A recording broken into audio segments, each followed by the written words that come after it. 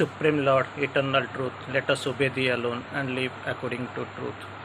Paramo cha Prabhu Satyam Nityatvamev Kevalam Anuvartamahai Satyam Anujivam Kevalam Om Shantihi Shantihi Shantihi. Good morning, Vande Matram, Namaste, welcome all of you. The most mysterious topic of discussion for this morning will be on Sadhana through meditation part 1. Most amazing topic that we are going to discuss today on this auspicious day, of course. This is Sadhana through meditation. We'll discuss everything through Sri Aurobindo's writing almost. So that was a question of what meditation exactly means. To explain this mystic word, Sri Aurobindo explains, there are two words used in English to express the Indian idea of dhyana. Two words are used simultaneously. One is meditation and second is contemplation. Meditation means properly the concentration of the mind on a single train of ideas which work out a single object. Very interesting and very precise definition, of course. Meditation means properly the concentration of mind on a single train of ideas. Concentration of mind on a single train of ideas which work out on a single subject. But while explaining the other term, contemplation means regarding mentally a single object, image, idea, so that knowledge about object, image or idea may arise naturally in the mind of the force of the concentration. So both the things are forms of the dhyana. Both the in Indian mythology, in India, this is the Indian idea of this dhyana. But the principle of dhyana is mental concentration, whether in thought, vision or knowledge. That is the interesting thing. Mental concentration, whether in thought or vision or knowledge. So going ahead, we'll see very interesting thing. Meditation is the easiest process for the human minds during the course.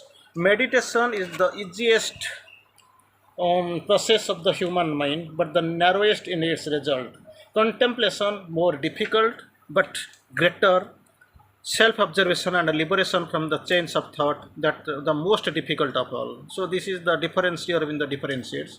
But the widest and the greatest in its fruit, of course, the second one, contemplation. So now we'll we'll go a little ahead this topic. Of course, this sadhana through meditation. Sri Aurobindo defines couple of terms very interestingly. Concentration is a gathering together of the consciousness. Concentration, Sri Aurobindo quotes upon. Sri Aurobindo tries to explain here. Gathering together of the consciousness and either centralizing at a point or turning on a single object. Centralizing at a single point, one point, or turning on a single object, that is divine. So there can also be a gathered condition throughout the whole being, not at a point. This is Sri Aurobindo tries to explain. In meditation, of course, this after concentration is the meditation is not indispensable to gather like this. This is the initial first part is concentration, second is meditation. Not the dispensable to gather like this. One can simply remain with a quiet mind, thinking of one object, observing what comes in consciousness and dealing with it. This is the difference between concentration and the meditation. So second point will go concentration. Again, Sri Aurobindo defines concentration means fixing the consciousness in one place. This is the great point to be noted. Fixing the consciousness in one place or in one object or in single condition. Fixing the consciousness in one place or in one object or in single condition. But meditation can be decisive. Thinking about the divine, receiving the impressions and discriminating, watching what goes on in the nature and acting upon it, etc. So this is the difference between concentration and meditation. Again, one more point we'll try to see from Sri Aurobindo. Concentration for our yoga means when the consciousness is fixed upon a particular state for Sriram the very clearly clarifies and coming to the very basic point in our yoga here in the course here, fixed in a particular state, that is peace, or movement, that is aspiration, will, coming into contact with the mother, taking mother's name. These are the points, these are the things, these are the steps we can take. I'll quote it again. Aspiration, this is that you're on a fixed particular point, that is example peace, or movement, that is in movement couple of things are coming, like aspiration, will, coming into contact with the mother, taking the mother's name. These are the processes, these are the steps we can go through. Meditation is when the inner mind is looking at things to get the right knowledge. Very interesting, very speculative, and very interesting definition. In meditation is when the inner mind is looking at things to get the right knowledge, that is meditation. So very really very interesting things are coming, very interesting. So Sri Aurobindo again quotes here, most people associate consciousness with the brain or mind. Most people associate consciousness with the brain or mind because there is the center of intellectual thought or mental vision, but the consciousness is not limited to that kind of thought or vision. So, Sri Aurobindo a little bit very much very peculiar in his definition, very interestingly he has focused more.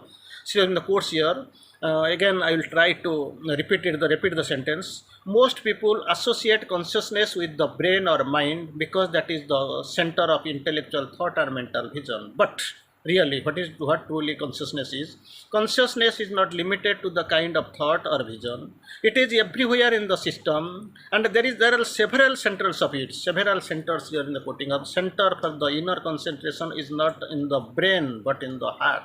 Almost till now, most of the spiritual guides, gurus, and the spiritual disciplines, they they put concentration in the mind. But here in this yoga, specifically, we being the followers of Mother and Sri Aurobindo, we know there we are concentrating more in the heart center. The originating center of vital desire is still lower down. So this heart about, we are concentrating more on the heart.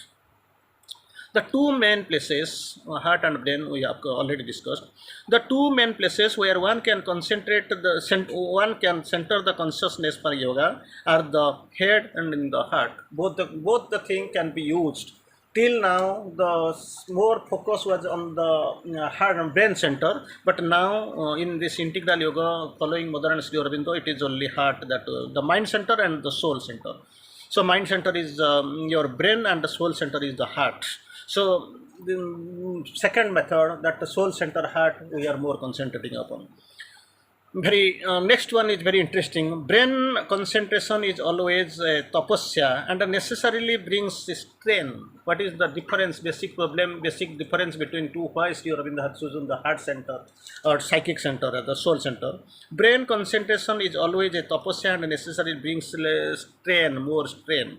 It is only it is only if one is lifted out of the brain mind altogether that the strain of mental concentration disappears. If someone it brings strain only when someone is lifted out of the brain mind altogether, the strain of the mental concentration disappear. That is the problem you have to get rid of. So because of not taking these strains and all, Sri Aurobindo chooses this is the very easiest one and very effective one, fruitful one is the soul center, that is heart. Again, Sri Aurobindo is having a very nice observation quotation. At the top of the head or above the right place for yogic concentration is in reading and thinking. At the top of the head or above it is the right place for yogic concentration in reading and thinking. So again we'll go for that another nice definition. It is better to make the deeper concentration when you are alone and quiet. What is the right condition, the right step, right process, and the right time? It is better to make the deeper concentration where you are in alone or quiet. Outward signs ought not disturb you. So these are the things Sri Aurobindo focuses on concentration, of course, deeper concentration, Sri Aurobindo course, concentration, meditation, contemplation, and Sri Aurobindo course describes here on the deeper concentration. Then we'll go little bit forward. It is certainly much better to remain silent.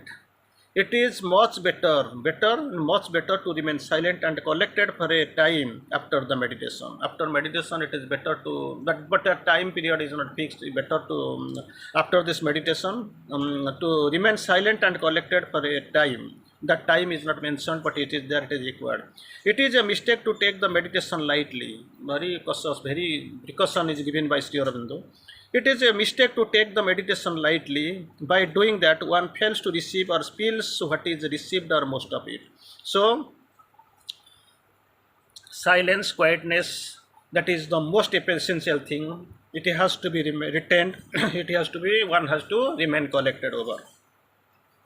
Then another is that concentration is very useful, helpful, and necessary. The more one concentrates, of course, here in the in bracket, Sri Aurobindo has quoted, of course, in the limits of the body's capacity without straining it. So, up to that bearing capacity, we have to do it, and that is very helpful, and it is also necessary. The more the force of yoga grows like this, if this is bearing capacity is there.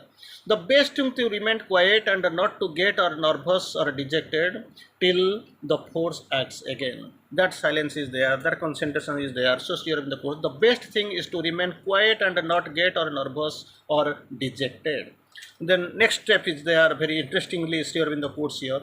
One can have no fixed hour of meditation yet be doing the sadhana. No, nothing fixed is there, because we know, as in our spiritual, in our path, of course, this integral yogic path, everyone is liberated, everyone is free, so he has got his choice. No fixed hour is there, he can do as per his conditions. Then Sri Aurobindo, of course, interestingly comes here. Naturally, one does not get tired if the meditation has become natural. If the meditation is natural, if there is no strain is applied, so naturally one gets rid of his, naturally one does not get tired. If that pressure, the strain is not there, it is actually joyful. But if the capacity is not there yet, then many can't go without a strain which brings fatigue.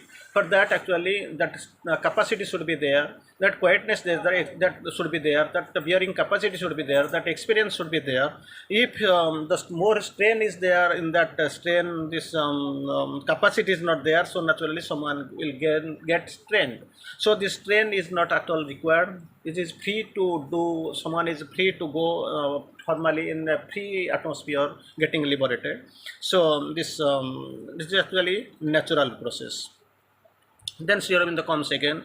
If the mind gets tired, suppose this strain is there, mind gets tired, what we have to do? Naturally, it is difficult to concentrate, very difficult to concentrate upon, unless you have become separated from the mind. So this mental mind, it is actually a difficult process. So someone has to get rid of this mind to get strained. If the mind getting strained, so naturally that quietness is there. Someone has to go out of this. Difficult to concentrate with the mind. If someone feels, then naturally he has to be separated from the mind. And then next quotation is there. You have to separate yourself from the mind also. How? What is the process?